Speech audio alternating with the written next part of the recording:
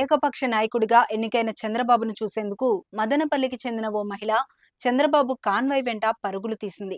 బాబును చూడాలి అంటూ కాన్వాయ్ వెంట మహిళ పరుగులు తీస్తుండటాన్ని గుర్తించిన టీడీపీ అధ్యక్షుడు వాహనాలను ఆపి ఆమెతో మాట్లాడారు.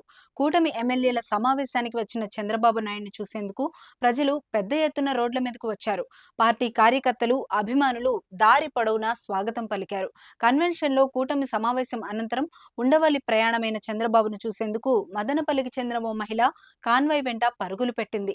ఆ మహిళను కారులోంచి చూసిన చంద్రబాబు వెంటనే కాన్వాయ్ ను ఆపి ఆ మహిళను దగ్గరకు పిలిచి మాట్లాడారు. తనది మదనపల్లి అని, తన పేరు నందిని అని చెప్పిన ఆ మహిళ చంద్రబాబుపై అభిమానంతో చూడటానికి వచ్చాను అని చెప్పింది. తనను చూసి ఎమోషనల్ అయిన ఆ మహిళతో చంద్రబాబు మాట్లాడారు. సెక్యూరిటీని వారించి ఆమె వివరాలు తెలుసుకున్నారు.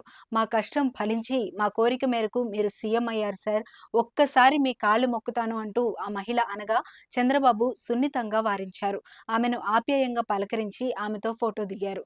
తనకు జ్వరం ఉన్నా చూడటానికి వచ్చాను అని నందిని చెప్పగా ముందు ఆస్పత్రికి వెళ్ళు అంటూ సూచించారు. ఆమె ఎక్కడ ఉంటారో తెలుసుకొని అవసరమైన వైద్య సాయం చేయాలని పార్టీ నేతలకు చంద్రబాబు నాయుడు సూచించారు.